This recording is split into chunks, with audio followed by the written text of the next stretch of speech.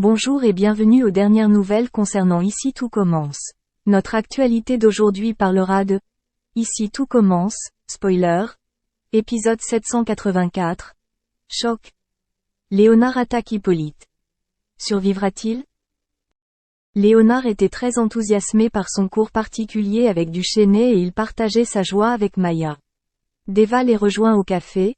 Elle dit à Leonard qu'il n'est pas aussi cool qu'il en a l'air.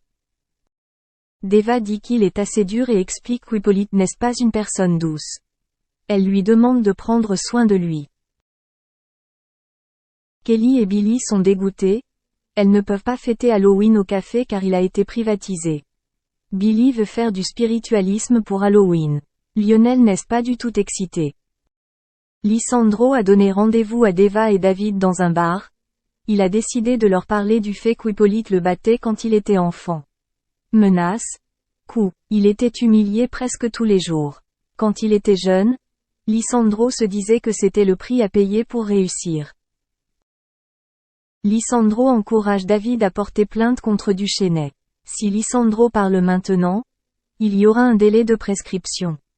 David quitte la table et lui dit qu'Hippolyte lui avait appris plus que lui. Deva prévient Lisandro que Duchesnay. Jim raconte qu'une femme est morte dans la cafétéria de l'Institut, Laura Delaney, une étudiante poignardée il y a quelques années. Il pensait que ce serait l'endroit idéal pour une fête des Halloween. Lisandro se présente au bureau de Tessier pour lui annoncer qu'il a reporté son départ pour le Canada. Il a dit qu'il croyait que Duchesnay avait frappé David à plusieurs reprises. Et c'était la première fois. Lisandro avoue avoir été victime du comportement violent d'Hippolyte il y a plusieurs années. Lisandro avait refoulé ses souvenirs et tout lui est revenu en un clin d'œil la semaine dernière. Lisandro veut que Tessier vire Hippolyte. Il faut des preuves sinon on ne peut rien contre lui. Jude a passé le week-end à planifier le menu des Halloween. Enzo a pensé qu'il devrait en parler à Salomé. Jude ne veut pas jouer sur les affaires personnelles. Enzo pense que Jude doit s'affirmer. Il pense qu'il manque de confiance. Salomé continue ses fonctions de chef. Elle a travaillé avec Jude et Enzo sur les recettes qu'elle avait prévues pour le menu des Halloween.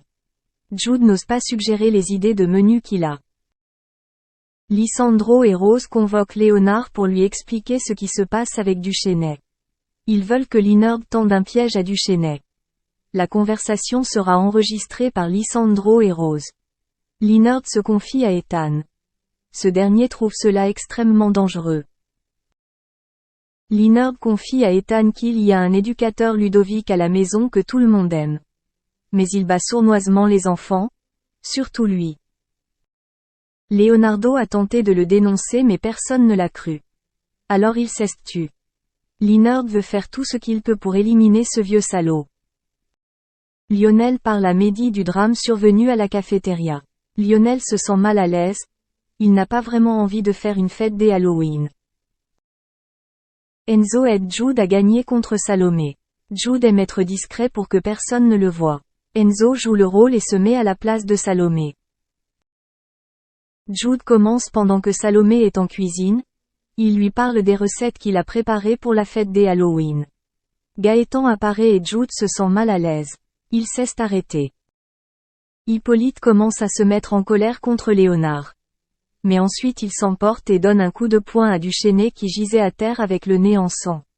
Lisandro et Rose arrivent et sont témoins de la scène. Leonard est choqué. Merci d'avoir regardé et à la prochaine vidéo. N'oubliez pas de vous abonner à notre chaîne. En attendant, faites-nous part de vos commentaires dans la section commentaires ci-dessous. Salut à tous, alors on connaît tous Ancilla, la favorite de Florent Pagny dans toutes les saisons The Voice et la grande gagnante de The Voice All Star il y a maintenant quelques mois.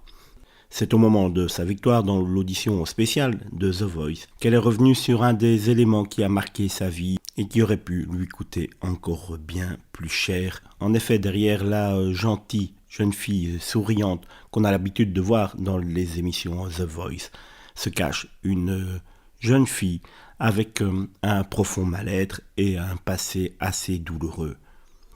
En effet, face à Nikos Aliagas, elle explique qu'elle n'en a jamais véritablement parlé, mais qu'elle a vécu une épreuve très difficile juste avant de faire les auditions à l'aveugle, lors de la toute première année.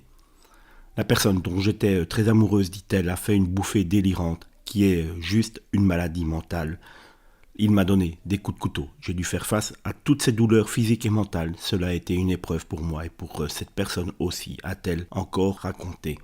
Suite à ce traumatisme, la jeune femme décide de se raser la tête, ce qui deviendra sa marque de fabrique lors de toute la saison The Voice en 2015. Elle explique encore que le coiffeur n'était pas vraiment d'accord, mais qu'elle voulait absolument faire table rase de son passé et que c'est pour ça que son meilleur ami lui a coupé les cheveux. Elle enchaîne ensuite qu'elle ne voulait pas participer à l'émission suite à ce drame et que les casteurs de l'émission ont longtemps insisté alors même que la jeune femme était sur son lit de convalescence. C'est au moment où la casteuse m'a dit « Je suis désolé de t'avoir embêté une fois de plus, je ne t'appellerai plus, je te le promets, je te laisse tranquille », qu'elle a décidé de faire l'émission puisque de toute façon, dit-elle, je n'avais plus rien à perdre. Et